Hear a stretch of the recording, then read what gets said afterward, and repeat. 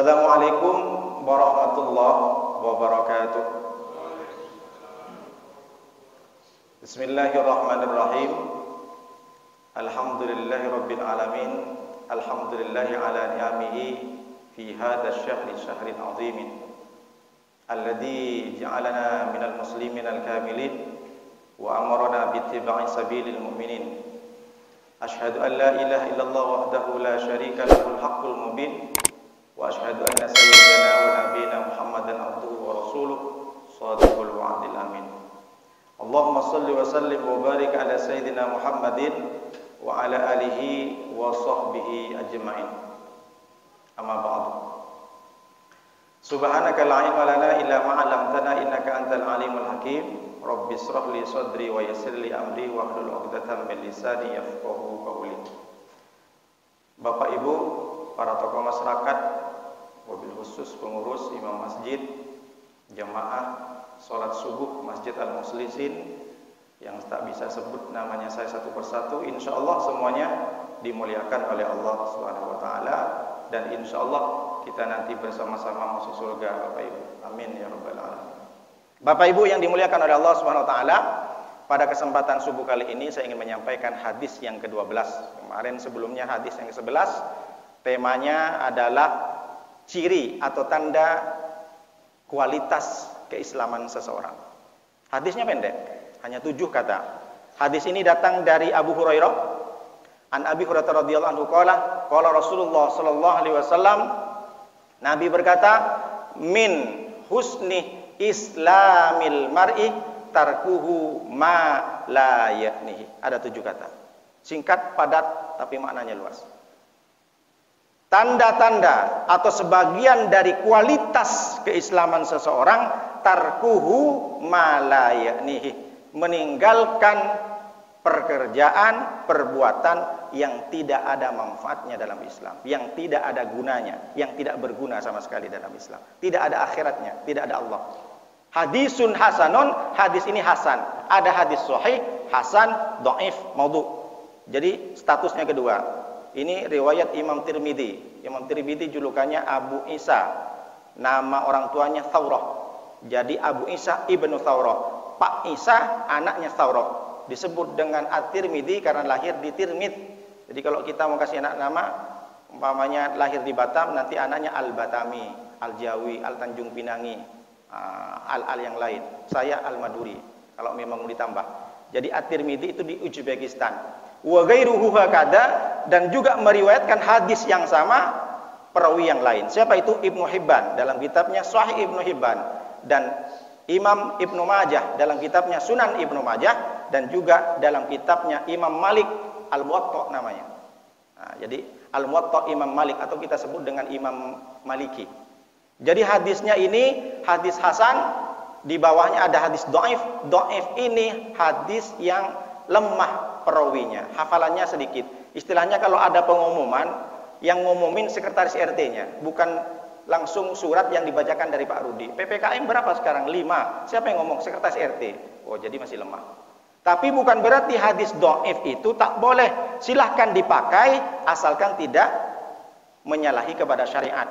Kata siapa hadis dhaif tak boleh? Boleh, silahkan. Kata Imam Nawawi boleh melafadzkan atau mengamalkan hadis sahih. Seperti contoh hadis dhaif, seperti contoh da'u mardakum bisadaqah. Obatilah sakitmu dengan sedekah. Kalau engkau pengen sembuh sakitmu, bersedekah. Biar cepat sembuh. Ini hadisnya dhaif, tapi boleh diamalkan, bagus untuk motivasi. Nah, jadi dhaif itu bukan berarti kadang rawinya saja, jadi tak tersambung, lepas dia. Kalau ini hadisnya hasan, berarti bagus dan mesti kita amalkan. Jadi apa maksudnya? Apa maknanya? Kalau kita ingin melihat kualitas keislaman seseorang, apakah dari sorbannya, apakah dari pecinya, apakah dari bajunya, apakah dari jubahnya, apakah dari sarungnya, apakah dari jenggotnya, apakah dari wajahnya? Bukan. Apakah sorban itu bagus? Semua bagus, sunnah Nabi. Pakai jubah, sunnah Nabi. Tapi kalau ingin melihat kualitas keislaman seseorang itu, bukan diukur dari situ. Jadi hadis ini Bapak Ibu Bapak Ibu bisa mengukur dari sekarang, tapi ini jangan dibuat untuk menilai orang lain. Nanti dia tengok, wah ini tak berkualitas Islamnya. Kenapa? Dia sering mancing setiap hari, gak ada gunanya, tak sampai tak boleh. Kita mengukur dengan hadis ini untuk diri sendiri. Jadi mulai sekarang, karena hadis ini yang akan saya bahas, pulang nanti ke rumah, tengok semua perbuatan saya, cakap saya, tindakan saya sudah berkualitas atau tidak dalam Islam. Makanya saya mau bahas. Jadi kalau ingin melihat diri kita ini sudah berkualitas tidak Islamnya, maka bagaimana sehebat apa kita meninggalkan perbuatan, tindakan, ucapan yang tidak berguna dalam Islam. Jadi sekarang Bapak Ibu sudah bisa mengukur. Makanya penting kita harus tahu ini perbuatan bermakna atau tidak. Jadi hadis ini kita bisa tahu ini bukan tentang halal dan haram. It's not about how to avoid haram, but it's all about bad thing and good things. Ini bukan tentang bagaimana kita mencegah haram. Ini tidak berbicara halal dan haram, tapi berbicara masalah halal versus halal. Cuma halal yang pertama berguna, halal yang kedua tidak berguna. Ini berbicara tentang perkara mubah. Jadi which one is useful and which one is not unuseful. Yang mana yang berguna atau tidak berguna. Artinya apa? Orang kalau sebelum bertobat dia masih berkutat dengan masalah haram antara khamar dan zam-zam, antara mohon maaf daging anjing dan kambing. Nah, sebelum bertobat dia berperang di situ. Ini haram apa halal? Ini halal apa haram? Tapi ketika kita sudah merasa menjadi orang yang istiqomah, tetapi kalau kita sudah rajin mengaji di kajian subuh, kita sering berjemaah, kita sering sedekah, maka yang mesti kita pikirkan bukan halal dan haram lagi. Karena kalau seorang sudah istiqomah, orang kalau sudah sering berjemaah, kan tak mungkin dia perkara haram yang dilakukan. Bayangkan, makanya dalam surat fa idza qadaytumus salata fadhkurullaha qiyaman wa qu'udan wa ala junubihim. Orang kalau sudah sholat, berhasil tidak sholatnya bukan dilihat ketika sholat, ketika selesai sholat. Contoh, kita asyhadu an la ilaha illallah, telunjuk ini setiap 5 kali sehari kita gunakan. Kalau sholat duhur 2 kali kita. Maka berhasil tidaknya telunjuk ini, bagus tidaknya ketika selesai sholat. Kalau ini sering dipakai untuk sholat, berarti untuk ibadah. Apakah di luar sholat ini digunakan untuk menulis sesuatu yang dibenci oleh Allah? Apakah tangan di luar ini digunakan untuk menandatangani proyek yang ada indikasi korupsi di situ? Kalau tangan ini masih kita gunakan untuk mencela orang, menggibah orang, berarti telunjuk ini tak berhasil dipakai dalam sholat. Dahi kita, mata kita, badan kita dipakai Allahu Akbar. Apakah tangan kita di luar dipakai untuk ibadah kepada Allah? Berhasil tidaknya sholat, kita bisa lihat di luar. Dipakai untuk apa tangan kita? Berarti kalau masih tangan kita bermaksiat, tak berhasil sholatnya. Kenapa? Karena tangan kita dipakai untuk sujud. Mata kita untuk dipakai untuk, mulut kita untuk dipakai untuk berzikir di dalam sholat. Nah, itu mesti yang kita harus ketahui. Oleh karena itu, kita mesti pilah mulai dari sekarang. Mana yang bermanfaat, mana yang tidak, mana yang sia-sia atau mana yang tidak. Bahkan selaras dengan ayat Allah hadis ini di surat Al-Mu'minun ayat 1-3. Qad aflahal mu'minun alladzina hum fi salatihim khashi'un walladzina hum 'anil lagwi mu'ridun. Sungguh kata Allah, ini Allah yang bilang. Kalau ada orang bilang sungguh beruntung orang-orang beriman, ini Allah langsung bilang. Kalau Allah sudah bilang beruntung, berarti bukan kaleng-kaleng beruntung kita. Kalau kita beruntung kamu ya punya anak yang cerdas, hafal Qur'annya. Beruntung kamu ya punya jabatan yang bagus, gajinya banyak. Senang kita dibilang beruntung. Dan terbukti beruntung itu mendapat penghargaan umpamanya di tempat kerjanya. Ini Allah yang bilang langsung. Kalau kita ingin termasuk orang-orang yang beruntung, siapa itu? Kita kan sudah beriman semua. Tapi apakah beruntung atau tidak? Tergantung bagaimana Allah menyampaikan ini. Apa yang kedua? Alladzina hum fi salatihim khashi'un. Yang pertama, orang yang beruntung itu adalah orang yang khusyuk dalam salatnya. Setidaknya minimal kalau 4 rakaat salat zuhur, minimal 1 rakaat yang pertama kita khusyuk lah minimal. Yang ketiga mungkin ingat kunci hilang, ingat duit taruh di mana, dompet di mana, ingat gaji cukup atau tidak sebulan dalam salat itu. Lalu yang kedua, walladzina hum 'anil lagwi mu'ridun. Orang yang beruntung kedua kata Allah, adalah orang-orang anil lagwi mu'ridun, orang yang meninggalkan perkara-perkara yang sia-sia, yang tidak ada gunanya dalam Islam. Makanya ketika sholat Jumat, fa idza sa'idal khatibu 'alal mimbar fala yatakallam ahadukum wa may yatakallam faqad lagha wa man lagha fala jum'atalah. Ketika khatib naik mimbar, ini hadis dari Abu Hurairah, maka kalian semua hai para jemaah Jumat, janganlah bercakap-cakap, janganlah ngobrol. Kenapa? Karena kalau engkau ngobrol faqad lagha wa man lagha fala jum'atalah, maka sia-sia pahalamu. Barang siapa yang sudah sia-sia pahalanya, fala jum'atalah, maka Jumatmu hambar begitu saja. Engkau hanya menggugurkan kewajiban, tapi kau pulang tak dapat pahala. Bahkan Nabi ketika pada saat itu sholat Jumat, kan masih belum plester Masjid Madinah Nabawi itu. Karena belum diplester, masih banyak kerikil-kerikil. Jadi ketika khutbah Nabi, nampaklah sahabat main batu. Nah, diangkat, diginiin, batu kerikil. Apa kata Nabi? Man la'ibal hasa faqad lagha. Barang siapa yang bermain kerikil batu dilempar-lempar, faqad lagha, maka dia tak punya, sia-sia dia, tak punya pahala. Jadi jangankan cakap, kita main-main. Makanya kalau sholat Jumat bapak-bapak kusuk, mending zikir. Kalau tasbih Ustaz, boleh tasbih. Tapi hal-hal kadang ada kan, pas ketika khotib naik mimbar masih pegang HP dia.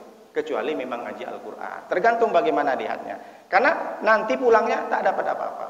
Jadi di sini sejelas-jelas selaras dengan hadis ini bahwa orang-orang yang bisa meninggalkan perbuatan sia-sia, dialah orang yang beruntung, kata Allah Subhanahu wa taala. Jadi ditekankan lagi oleh Allah selaras dengan hadis ini. Jadi beruntung kita para jemaah Masjid Al-Mulisin ini, mulai tadi berangkat dari rumah, keluar dari rumah membaca Bismillahirrahmanirrahim, la haula wala quwwata illa billah. Kita mendapatkan keutamaan, kita akan dilindungi dari godaan setan, kita mendapatkan rizki yang dimurahkan rizkinya, lalu kita selamat selama perjalanan sampai ke masjid. Yang kedua, man kharaja fi talabil ilmi fahuwa fi sabilillah hatta yarji'ah. Apalagi tadi berangkatnya ke sholat subuh, tidak hanya sekarang hari Ahad ada kajian subuh, niatkan untuk mencari ilmu, Bapak Ibu sudah memiliki pahala seperti fahuwa fi sabilillah hatta yarji'ah. Dicatat oleh Allah sebagaimana orang berperang. Kemudian sampai ke masjid di sini, masuk salat tahiyatul masjid. Idza dakhala ahadukumul masjidah fala yajlis hatta yusalli rak'atain. Jika engkau masuk ke masjid, jangan duduk dulu, salat 2 rakaat tahiyatul masjid, sudah berpahala. Berarti dari mulai berangkat dari rumah sampai sekarang, Bapak Ibu pekerjaan perbuatannya tidak sia-sia, berguna jempol. Insya Allah semuanya Allah berikan pahala. Ketika sudah sampai di sini, selesai sholat tahiyatul masjid, kita sholat 2 rakaat sebelum subuh. Rakaat al-fajri khairum minad dunya wa ma fiha. 2 rakaat sholat subuh lebih baik daripada dunia dan seisinya. Jangankan sholat subuhnya, sholat sunat sebelum subuh saja sudah lebih utama daripada dunia dan seisinya. Kalaulah tak sempat datang ke sini, sudah Allahu Akbar imam, boleh nanti dilaksanakan qobliyah subuh itu setelah sholat subuh. Cuma tengok-tengok dulu, nanti takut dikira bid'ah. Itu kok sholat sunnah setelah subuh katanya. Takut dibilang bid'ah. Apalagi di kampung. Sekarang kan berbalik. Dulu di kampung zaman dahulu yang banyak mengaji, sekarang yang di kota banyak mengaji. Bukan saya underestimate di kampung. Akhirnya pulang dia dari Batam, umpamanya kayak saya ini pulang, setelah sholat subuh rupanya saya ke masjid, tak sempat sholat 2 rakaat sebelum sholat subuh, karena sudah ditakbiratul ihram, maka setelah subuh saya sholat. Pasti ini, jangan-jangan ini Islam Batam, ini Islam Syiah. Jadi tengok dulu lah, nanti mending cepat-cepat pulang, sholat di rumah saja. Lalu kemudian duduk setelah sholat subuh itu, nunggu syuruk sampai duha, sholat 2 rakaat, seperti pahala haji dan umroh tamatan. Selama Bapak Ibu sekarang ini tidak hadas, mohon maaf, tidak kentut atau tidak batal wudhunya dan tidak beranjak pergi, apa kata Rasulullah? Innal malaikatu tusolli ala ahadikum madama fi musallahu walam yuhdis. Sesungguhnya malaikat, kata Rasulullah, itu berselawat, mendoakan, mengucapkan berdoa untuk kalian selama kalian masih duduk di tempat sholat tadi dan tidak hadas. Jadi ada 2. Malaikat itu mendoakan kita Ada syaratnya. Yang pertama, kita tak kemana-mana, tak beranjak pergi, tetap aja di masjid sini, jangan pulang dulu. Yang kedua, wudhunya masih utuh, tidak batal. Apa doa malaikat? Allahumma firlahu, Allahumma rahamhu. Ya Allah, ampuni dia, ya Allah, rahmati dia. Berkali-kali sampai selesai, tak berhenti malaikat. Malaikat kan banyak. Jadi kita kan hebat nih. Orang-orang hebat, orang-orang yang didoakan oleh malaikat. Jadi Bapak Ibu nanti ke depan kalau ada kajian subuh jangan sampai batal wudhunya, tahan. Tapi kalau udah tak bisa tahan ya mau gimana lagi? Keluar, ambil wudhu lagi, iktikaf lagi di dalam. Tak tahan Pak Ustaz, udah 1 jam nih, waduh udah dikempet-kempet tadi dah bisa. Silahkan ambil wudhu lagi, tak masalah.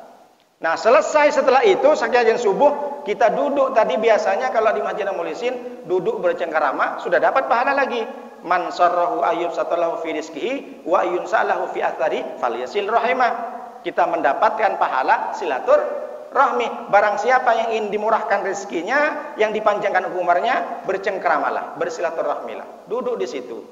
Meskipun di situ hanya sekedar ngobrol. Nah, itu dapat pahala lagi. Jadi mulai dari tadi Bapak Ibu datang ke Masjid Al-Mulisin, ikut kajian subuh sampai nanti insya Allah semuanya tidak sia-sia. Jadi mestilah kita harus mengukur setiap hari 24 jam. Jangan langsung asal kita berangkat kalau itu tidak penting. Jadi ukur, ada minimal skala prioritas. Mulai sekarang dengan hadis yang kita kaji ini, Bapak Ibu tulis nanti di papan pekerjaan dan perbuatannya. Ada yang pertama amat sangat penting, yang kedua sangat penting, yang ketiga penting, yang keempat tidak penting, yang kelima tak penting sama sekali. Amat sangat penting, penting, tidak, kurang penting, tidak penting. Sampai bingung saya. Jadi satu ketika Ibrahim bin Adham ini adalah ulama besar, tabi'ut tabi'in. Dia melangkah 1 kali, langkah yang kedua mundur lagi. Diulang lagi langkah pertama, dilangkahkan, langkah kaki kedua, mundur lagi. Tanya kawannya, Ibrahim, kenapa kok dari tadi maju mundur? Yang pertama ini, aku langkahkan kakiku ini, aku bisa mempertanggungjawabkan kepada Allah. Tapi yang kedua ini aku ragu, bisa nggak nanti aku pertanggungjawabkan? Jadi apa maknanya? Seorang ulama besar saja melangkahkan kakinya tapi dia tidak tahu tujuannya untuk apa, takut tidak berguna, dia undur lagi. Nah, berapa banyak orang dari mulutnya keluar sumpah serapah, dari mulutnya keluar kebencian, dari mulutnya sering mengejek, dari mulutnya berdusta, berbohong, berkhianat, berghibah. Berapa banyak mata kita melihat sesuatu yang tidak disukai Allah. Berapa banyak telinga kita mendengar orang yang bergibah, kita nimbrung di situ meskipun tak ngomong, menikmati kita. Maka semuanya itu akan dipertanggungjawabkan. Surat Al-Qiyamah ayat 36 kata Allah, ayahsabul insanu ayyutruka sudah. Apakah manusia itu mengira dia akan dibiarkan begitu saja? Semuanya akan dipertanggungjawabkan oleh Allah Subhanahu wa taala nanti. Bahkan Allah menyampaikan juga di surat Al-Isra ayat 36, innas sam'a wal basara wal fuada kullu ulaika kana anhu mas'ula. Sesungguhnya sam'ah pendengaran, basar penglihatan, fuad hati, kullu ulaika semuanya itu kana anhu mas'ula, semua akan ditanya, dipertanggungjawabkan. Tapi Pak Ustadz, kenapa ayat ini tak disebut mulut? Kenapa langsung hati? Sesungguhnya pendengaran, penglihatan dan hati, fuad itu hati. Apa maknanya? Manusia mesti harus berpikir. Jangankan mulut yang kita mengucap setiap hari, bercakap-cakap seperti Nuruddin, banyak kali cakapnya. Itu nanti akan dihisap nanti. Makanya nanti yang paling banyak, ya mudah-mudahan tidak, yang paling banyak orang yang banyak cakapnya dihisap. Kenapa mesti harus hati yang disebutkan oleh Allah? Karena apa yang sudah terketus di mulut itu berarti dia itu adalah yang ada dalam hati. Apa yang sudah diucapkan di mulut itu tidak jauh beda dengan di hati. Tapi Pak Ustadz, saya nampak orang itu lain di mulut, lain di hati katanya. Kok bisa tahu kamu lain di mulut? Maksudnya kalau lain di mulut, lain di hati itu biasanya dia banyak cakap tapi tidak mengerjakan. Dia suruh gotong royong, dia sendiri sembunyi. Nah, itu maksudnya lain di mulut, lain di hati. Tapi kalaupun memang ada yang seperti itu, tak bagus ini jadikan mantu ya ibu-ibu. Kalau ketemu dengan calon mantu yang seperti ini, kenapa? Ini tipe-tipe PHP namanya, pemberi harapan palsu. Kenapa kok bisa begitu? Jangankan hati orang, hati sendiri aja dibohongi. Apa kata ulama? Innal kalama la fil fuadi wa innama ju'ilal lisanu 'alal fuadi dalila. Sesungguhnya perkataan itu ada di hati. Orang kalau sudah cakapnya baik, insya Allah hatinya baik. Orang kalau sudah cakapnya tak baik, hatinya nggak jauh beda. Kenapa? Wa innama ju'ilal lisanu 'alal fuadi dalila. Mulut ini diciptakan oleh Allah untuk menunjukkan apa yang terbesit dalam hati. Apa maknanya? Jangankan mulut Bapak Ibu, hati saja akan dihisab oleh Allah SWT. Maka kita yang sudah melaksanakan amalan soleh hari ini, insya Allah semuanya akan menjadi berkualitas. Kenapa? Cuma yang dikhawatirkan Bapak Ibu, dari tadi berangkat dari rumah sampai ke sini sholat, ikut kajian subuh, selesai silaturahmi. Nah, yang dikhawatirkan pulangnya, diajak ngopi di Lakobi. Nah, ditanya sama istrinya, bang, kok nggak pulang-pulang? Kebetulan istrinya nggak ikut kajian karena halangan. Kan biasanya jam 7 paling lama. Aku diajak ngopi dek sama Pak Ustadz. Dikirimlah foto-foto yang lama sama Pak Ustadz. Oh begitu bang ya? Iya. Habis gini loh dek. Ya udah kapan pulang? Ya nggak tahu lah. Tak enak lah sama Pak Ustadz. Kan sudah ada hadisnya. Man kharaja fi talabil ilmi fa huwa fisabilillah hatta yarji'ah. Orang keluar dari rumah dek katanya bilang sama istrinya karena ingin berniat belajar ilmu. Saya lagi belajar ilmu sama Ustadz di Lakopi katanya. Ini sama pahalanya dengan perang fi sabilillah. Oh gitu bang. Ya udahlah bang, adik sabar aja tunggu katanya.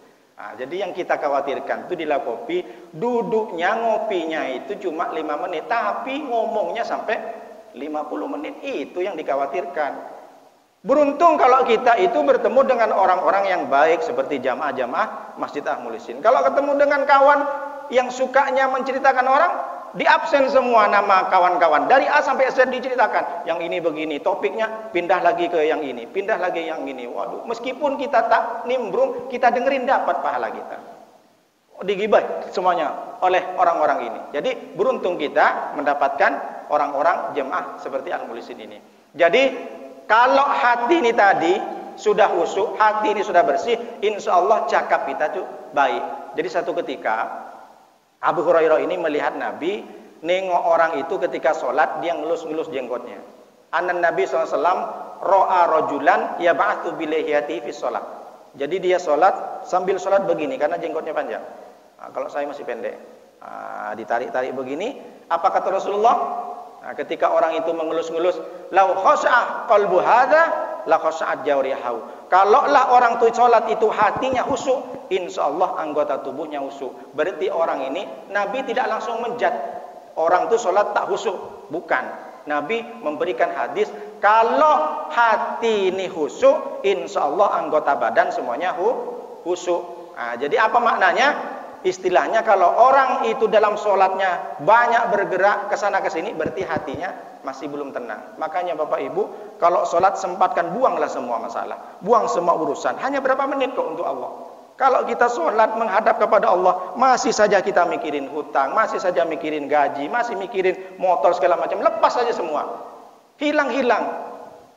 Tertinggal kunci di motor. Aduh, di mana nanti hilang nanti. Udah, tak masalah. Pasrahkan ke Allah, khusus ke Allah, fokus ke Allah. Berapa menit cuma sholat subuh tadi itu? Paling 3 menit, paling lama 5 menit lah. 5 menit fokus ke Allah. Kalau bisa nangis, banyak dosa. Itulah makna daripada sholat. Jadi, mestilah dari sekarang agar kita bisa berguna 24 jam, maka penting kita harus ukur mana pekerjaan perbuatan yang berkualitas atau yang tidak. Mana pekerjaan perbuatan yang bermakna atau tidak. Contohnya begini. Jadi kalau kita sudah punya skala prioritas tadi itu, contoh nih, Pak Ustadz, saya mohon maaf tak bisa ikut kajian subuh. Kenapa? Karena ada yang penting Pak Ustadz. Apa itu? Tetangga saya dulu itu tetangga saya di sini Pak Ustadz. Sekarang pindah ke Batu Ampar. Jadi kalau saya ke Batu Ampar, tak mungkin saya bisa sempat untuk ikut kajian subuh Pak Ustadz. Jadi apa yang membuat kamu lebih memilih kenduri itu? Karena saya dengar Pak Ustadz, karena nyembelih kambing 2 ekor. Oh, berarti dia mengukur kepentingannya diukur dengan materialistik. Jadi dia lebih memilih datang ke kenduri cepat-cepat, padahal acaranya masih jam 9, tak ikut kajian subuh karena terdengar mulai dari subuh sudah dipotong 2 kambing katanya mau dibakar Pak Ustadz. Oh berarti kan dia lebih memilih yang sangat penting, tapi ada yang lebih amat sangat penting kajian subuh. Ini contoh yang pertama. Ada contoh kedua. Pak Ustadz, saya tak bisa ikut kajian subuh karena kebetulan dulu dia tetangga saya macam saudara Pak Ustadz. Lah terus sekarang anaknya meninggal Pak Ustadz. Jadi saya harus cepat-cepat datang ke Nongsa, pindah ke Nongsa. Saya takut tak sempat antar jenazah. Saya ingin mengurus jenazahnya Pak Ustadz. Karena dia seperti saudara sendiri, jadi saya pengen nanti kalau saya meninggal, dia sendiri yang ngurus Pak Ustadz. Terus kalau kajian Pak Ustadz itu kan ada siaran langsungnya. Nanti saya kunjungin lah di channel Ombe channel. Kalau enggak ada Ali Alatas official. Kalau enggak nanti saya kunjungin YouTube-nya Pak Ustadz MN Official. Jangan khawatir Pak Ustadz, nanti like, share, comment, and subscribe. Nah, ini cerdas namanya. Jadi dia lebih memilih hadir di kifayah, fardu kifayah. Karena apa? Dia mengukur kajian subuh bisa ditengok siaran langsungnya. Nah, itu cerdas namanya. Ada yang ketiga, ini kebetulan Ustadznya sendiri yang diundang. Tega betul lah Pak Ustadz. Saya sudah undang Pak Ustadz di pernikahan anak saya. Capek-capek saya ngantar dari belakang Padang ke Tiban. Rupanya Pak Ustadz nggak datang. Emang acaranya di mana? Ya kan di hotel dekat Pak Ustadz di Pasifik, di Batu Ampar. Ah itu sebenarnya. Saya ini bukan berarti tak hadir, tapi saya sudah ukur mana yang amat sangat penting, mana yang penting, mana yang tidak penting. Saya sudah lihat. Saya sudah hitung itu. Mana manfaat, mana mudarat. Kalau saya hadir, saya silaturahmi jelas. Saya hadir, saya pasti makan enak. Saya hadir, ketemu dengan orang-orang, ngobrol, meringankan beban pikiran.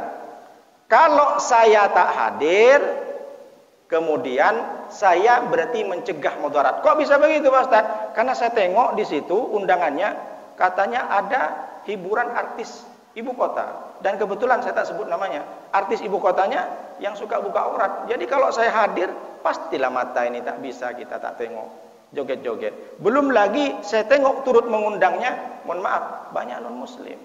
Saya khawatir. Jadi saya bukan tak hadir ke pernikahanmu Bapak. Mungkin lain waktu atau 1 minggu dari sekarang saya akan silaturahmi. Jadi saya tak hadir bukan berarti saya tak menghargai undangannya. Saya tak hadir ke pernikahan anak Bapak karena saya sudah mengukur which one is important and which one is not important. Mana yang penting dan mana yang tidak penting. Saya lihat lebih penting saya tak hadir karena silaturahmi bisa saya laksanakan di lain waktu. Nah, ini bagus. Jadi gitu maksudnya. Jadi min husni islamil mar'i tarkuhu ma la ya'nihi. Kalau ingin kita melihat hebat tidaknya, prestis tidaknya keislaman kita menurut Allah, menurut Rasulullah, kita lihat bagaimana kita bisa meninggalkan perbuatan yang tidak ada manfaatnya. Nah ini masalah waktu. Banyak orang biasanya itu karena mengisi kekosongan katanya. Ngaji rajin, main game online, istiqomah. Ngaji rajin, tapi main judi gaplek 1000, padahal cuma 1000. Istiqomah juga. Ditanya, kenapa kok? Kan sudah rajin mengaji. Tetapi kenapa kok masih main gaplek judi 1000, 5000? Ini kan cuma ngisi kekosongan saja Pak Ustadz. Kenapa kok main gaplek sampai tengah malam? Kan sambil lalu jaga di pos Pak Ustadz. Nah, ini kan berarti yang salah. Apa maknanya? Waktu itu adalah penting. Bahkan Ibnul Qayyim al-Jauzi mengatakan al-waktu kasayf. Waktu itu seperti pedang dalam kitabnya Jawabul Kafi, ulama tasawuf. Fa in qata'tahu illa qata'aka. Jika engkau tak gunakan waktu itu, maka waktu itu akan menebasmu. Kalau enggak gunakan pedang itu untuk memotong, maka pedang itu yang akan memotongmu. Nafsuka illam tashghulha bil khairi wa illa saghalatka bil batil. Kalau engkau tak gunakan pedang itu, waktu itu, maka engkau akan selalu disibukkan dengan perkara yang batil. Kenapa? Karena engkau sudah sibuk dengan yang batil, maka yang kebaikan-kebaikan kau tak lakukan. Kalau orang barat, waktu itu seperti uang katanya. Kenapa? Pikirannya uang. Time is money. Waktu adalah uang. Tapi waktu menurut Islam, menurut Al-Quran, dan bahkan menurut Allah, itu sangat penting. Dari saking pentingnya, kita selalu diingatkan oleh Allah. Mulai dari terbit fajar sampai tengah malam. Bahkan Allah bersumpah dalam Al-Quran. Padahal nama Allah itu saja sudah dijadikan Sumpah, wallahi, tallahi, billahi. Allah bersumpah ketika fajar sudah mulai terbit. Wal fajri, demi waktu fajar. Apa maknanya? Ingat, fajar ini sudah terbit. Jangan sampai kau lalai untuk tidak beramal soleh. Masuk waktu subuh, Allah bersumpah lagi dalam Al-Quran. Was-subhi idza tanaffas. Kemudian selesai subuh, masuk matahari naik sepenggalah. Wad-duha, demi waktu duha. Ketika duha sudah lepas, masuk ke duhur, Allah bersumpah mengingatkan kita lagi, wan nahari idza tajalla. Sampai ke asar, Allah tidak berhenti mengingatkan manusia, wal asri, demi waktu asar. Dan bahkan ketika sudah terbenam matahari, masuk ke waktu malam, Allah mengingatkan sampai 2 kali, wal laili idza saja, wal laili idza yausha. Dan bahkan di sepertiga malam Allah ingatkan lagi manusia, wa minal laili fatahajjat bihi nafilatan laka asa ayyab'atsaka rabbuka maqaman mahmuda. Dan dari sepertiga malam kata Allah, fatahajjat, bangun kau dari tidur, nafilatan laka, laksanakan solat sunnah sebagai tambahan dari solat wajib. Ini Allah berkali-kali, cuma kadang kita itu tidak teliti. Allah begitu pentingnya mengingatkan waktu kita. Kenapa? Karena setiap manusia memiliki potensi rugi dalam waktunya. Jangankan 1 tahun, 1 bulan, 1 minggu, 1 hari, 1 detik, waktu yang kita lalui tak bisa diputar kembali. Yang hanya bisa memutar waktu Doraemon sama Nobita. Kalau nonton ya, nah, itu kan waktu zaman berapa bisa masuk ke pintu yang ajaib. Tapi waktu Allah mengingatkan, wal asri innal insana lafi khusr, demi masa, demi waktu. Sesungguhnya manusia, Allah menggunakan diksi inna. Inna itu adalah huruf taukid dan huruf nasab, huruf menguatkan. Seakan Allah ingin mengatakan, hei para manusia, aku ingatkan, aku tancapkan dalam jiwamu, sesungguhnya manusia itu dalam keadaan rugi. Inna juga huruf nasab, nasab syai'. Orang Arab kalau sudah menancapkan pohon ke tanah, nasab syai', dia tidak goyang. Jadi seakan Allah, aku serius, hei manusia, hei para jemaah muslimin, aku serius, aku tekan kepada kalian bahwa sesungguhnya kalian semua memiliki potensi rugi. Apa maknanya? Ada kesempatan ngaji Al-Quran, kau gunakan baca Quran di kantor. Ada kau kesempatan untuk sholat tahajud malam, kau nonton bola sama main gaple. Ada kesempatan kau berzikir, kau bergunjing. Ada kesempatan kau sholat duha, kau pergi mancing sampai sore. Ini mohon maaf, bukan menyinggung sama orang mancing. Ada kesempatan engkau bersedekah, tapi gunakan kau belanja di Shopee, Lazada, Tokopedia. Banyak setiap hari belanja semuanya. Padahal ditengok belanjaan 1 bulan sudah 1 juta. Belum lagi nungguin sale 12-12. Shopee. Kok tahu Pak Ustadz? Belanja juga saya. Sikit-sikit. Jadi apa maknanya? Setiap manusia itu memiliki potensi rugi. Jadi kita harus memanfaatkan. Oleh karena itu, semua akan dipertanggungjawabkan nanti. Jadi jangan sampai lepas. 1 menit pun jangan sampai kita lengah. Makanya sudah diajarkan oleh Allah, fa idza farauta fansab wa ila rabbika farghab. Fa idza farauta fansab, jika engkau sudah menyelesaikan pekerjaan yang satu, maka sing-singkan lengan bajumu, siapkan untuk melakukan amalan yang lainnya. Ketika engkau sudah selesai ikut kajian subuh, jangan lupa ada duha. Ketika selesai duha, ada kesempatan ngaji, mumpung hari Minggu ngaji. Ada sholat berjamaah, sholat duhur, jangan sampai lupakan. Tapi ketika engkau sudah beramal banyak, wa ila rabbika farghab. Ketika engkau sudah banyak melakukan amal soleh, jangan ujub dulu. Kenapa? Karena semua itu atas karunia Allah. Jangan merasa karena sudah tahajud, karena sudah ikut kajian subuh, karena sholat duha, saya ini pasti orang yang masuk surga. Itu tadi. Orang masuk surga bukan karena sholatnya, tapi orang masuk surga karena rahmat turunkan dalam sholat itu. Artinya wasilah. Samalah dengan kita nyolok mangga itu pakai apa? Gala atau pakai tangga. Jadi tangga itu sholat, mangga itu adalah rahmatnya. Jadi kita colok rahmat Allah dengan sholat. Kita colok, kita pancing, kita rangsang rahmat Allah itu dengan sedekah. Jadi tidak hanya di masjid kalau begitu. Bapak ibu mungkin jualan di luar, jualan lontong sayur, jualan berbisnis apa saja, sambil berzikir kepada Allah, turun rahmat di situ.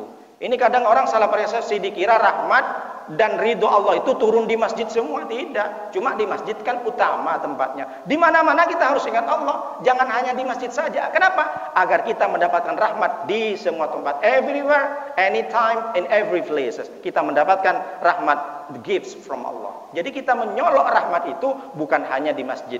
Itulah pentingnya kenapa kita mesti harus mengukur. Dari hadis ini kita bisa melihat what is the standard. Apa yang menjadi standar ukuran kita bisa berkualitas atau tidak. Karena the most essence of the Muslim that make Muslim do not have Islamic quality is about time and time. Kebanyakan orang yang tidak memiliki kualitas itu karena dia tidak memanfaatkan waktu. Karena semua nanti Bapak Ibu akan ditanyakan oleh Allah.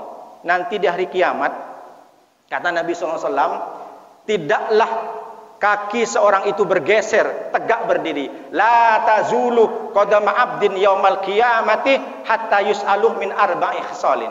Nanti di hari kiamat itu, orang-orang manusia itu tidak bergeser kakinya, dia masih tegak berdiri kecuali sampai Allah tanyakan 4 perkara. Apa 4 perkara itu? Sebelum beranjak ke fase selanjutnya, yang pertama kita akan ditanya an umrihi fi ma'afnahu. Umur kalian, aku sudah kasih kalian umur 60, 70 tahun, 80 tahun, dihabiskan untuk apa?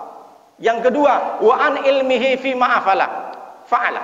Ketika Allah ditanya manusia itu tentang ilmunya, Allah berikan ilmu, Allah karuniakan ilmu kepada kita, digunakan untuk apa Nuruddin?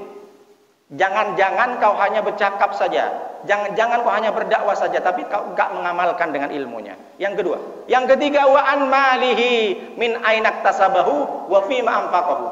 Orang yang ketiga nanti tidak beranjak kakinya ditanyakan tentang dari mana harta kau dapatkan, kemana harta kau infakkan. Dan yang keempat, Allah nanti menanyakan kepada kita, dipertanggungjawabkan an jismihi fima ablahu, dari badan yang sudah sehat, dari badan yang sudah kekar, sehat walafiat, tidak ada penyakit, dari mulai ujung rambut sampai ujung kaki, digunakan untuk apa saja. Apakah hanya sekedar perbuatan-perbuatan yang sia-sia, atau hanya digunakan untuk yang lain tidak ada gunanya dalam Islam? Tapi ternyata jemaah al-muslisin, semua badan yang sehat digunakan untuk hadir di majelis ilmu, di majelis kajian subuh. Alhamdulillah, berarti kita itu bermakna. Kenapa? Inilah pentingnya kenapa kita beruntung menjadi orang beriman. Karena setiap pekerjaan yang kita lalui semuanya bermakna. Orangnya jemaah Masjid Al-Mulisin ini ketika tidur, insya Allah selalu membaca Bismika Allahumma ahya wa bismika amut. Ketika sudah selesai tidur, Alhamdulillahilladzi ahyana ba'dama amatana wa ilaihin nusur. Ketika sudah masuk WC saja, Allahumma inni a'udzubika minal khufsi wal khaba'is. Masuk ke masjid tadi, Allahumma ftah li abwaab rahmatik. Keluar dari masjid, Allahumma inni as'aluka min fadlik. Naik motor, kalau darat, subhanalladzi sakharana hadza wa ma kunna lahu muqrinin. Kalau naik kapal mau ke Tanjung Pinang, bismillahi majreha wa mursaha in rabbi laghafur. Semua bermakna. Beruntung kita menjadi orang Islam dan orang yang beriman. Jadi amalkan. Jadi mulai sekarang Bapak Ibu sudah bisa mengukur. Jadi jangan langsung main asal pergi saja. Lihat dulu, diukur dulu. Ini amat sangat penting, ini penting, kurang penting, tidak penting, atau tak ada pentingan sama sekali. Ibu-ibu dan bapak-bapak yang tahu, bukan orang lain. Jadi ini adalah hadis yang bisa mengukur. Jadi apakah Islam kita sudah prestis? Apakah Islam kita sudah berkualitas menurut Allah atau tidak? Nah, itu kita bisa lihat sendiri. Jadi beruntunglah para jemaah ini bisa saling mengingatkan. Kalau memang ada tetangga kita, saudara kita sama jemaah, kalau dia berbuat sesuatu yang tidak manfaat, kita tegur. Bukankah kita sudah diajarkan oleh Allah, wa tawassaw bil haqq wa tawassaw bis, kita saling bernasihat, tapi ketika nasihatnya jangan nasihat yang menyakitkan hati.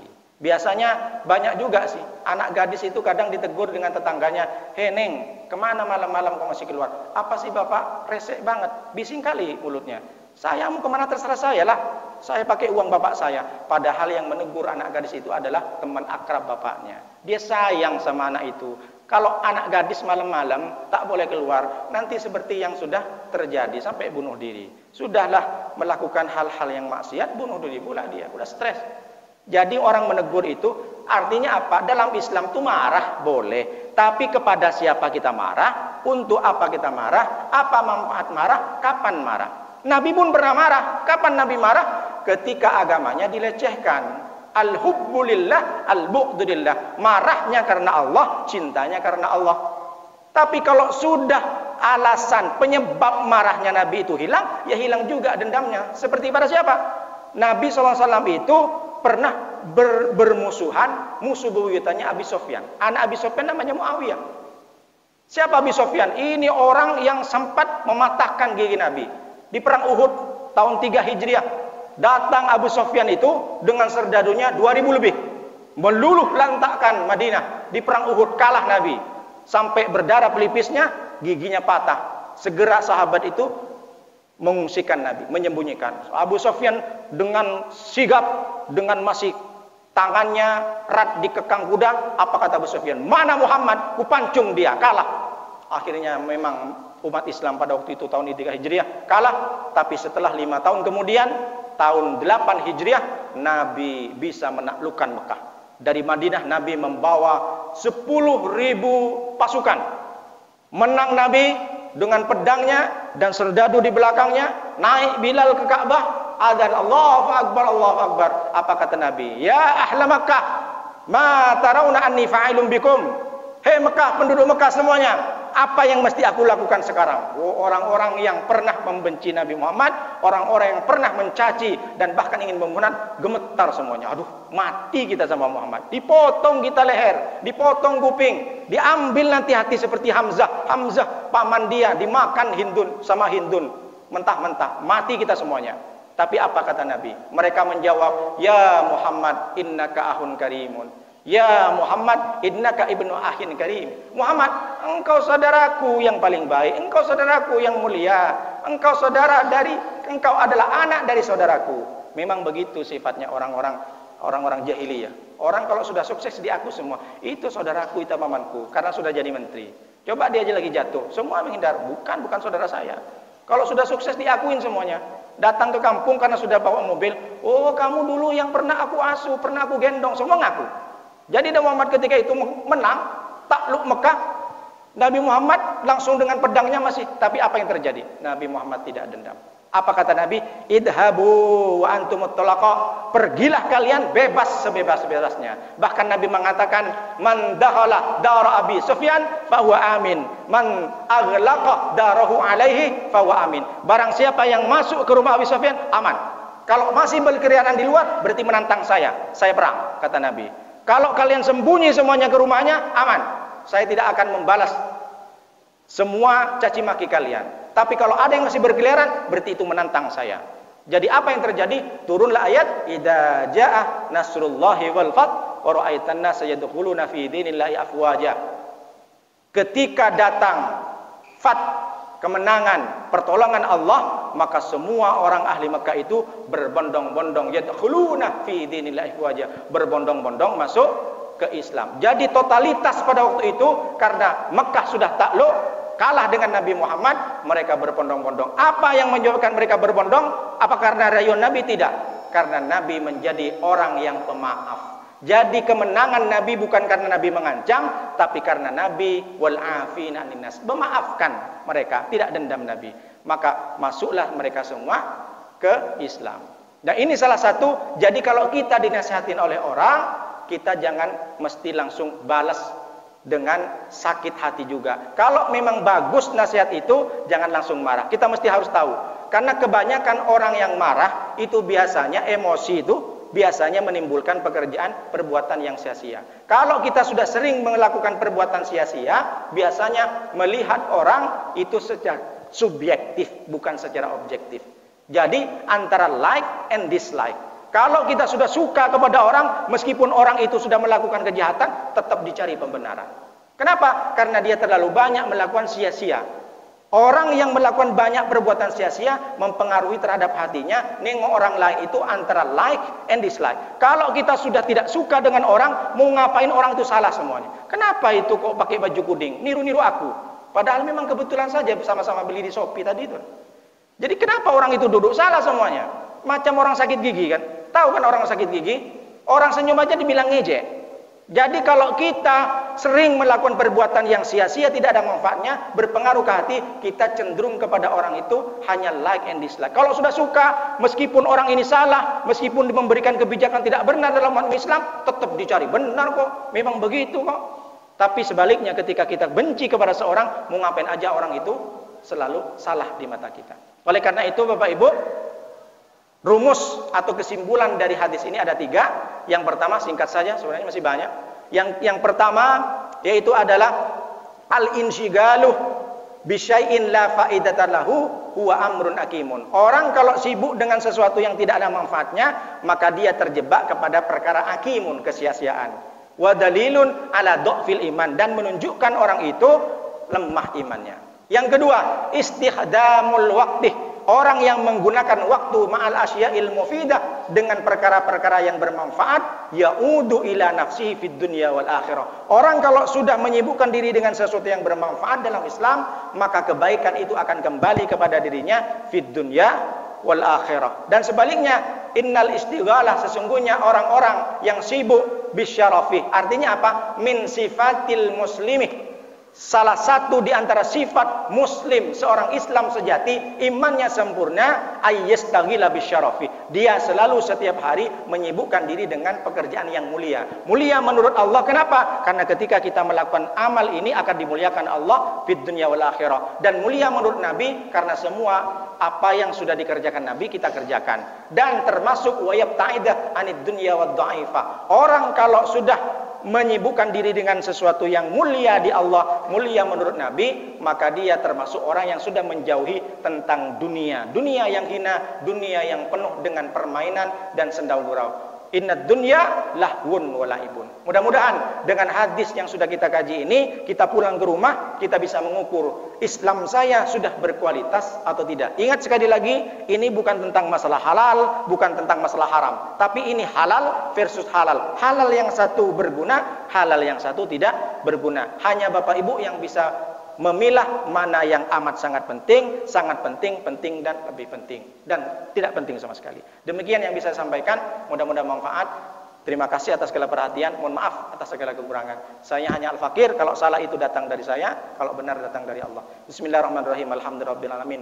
Wassalatu wassalamu ala asrofil anbiya wal mursalin wa ala alihi washabihi ajmain. Hamdan syakirin, hamdan na'imin, hamdan yuwaffi ni'amaka fi mazida. Ya Rabbana lakal hamdu kama yanbaghi li jalalika wa 'azimi sultanik. Allahumma salli wa sallim ala sayyidina Muhammadin al-Fatih lima ulika wal khatimi lima sabaqa nasirul haqqi bil haqqi wal hadi ila siratikal mustaqim wa ala alihi haqqa qadrihi wa miqdarihil azim. Allahumma inna nas'aluka ilman nafi'an wa rizqan thayyiban wa amalan mutaqabbalan. Allahumma rabbana ighfir lana wal ikhwanina alladziina sabaquna bil iman wa la taj'al fi qulubina ghillan lil ladzina amanu rabbana innaka ra'ufur rahim.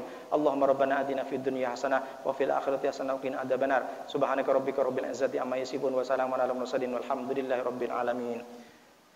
Assalamualaikum warahmatullahi wabarakatuh.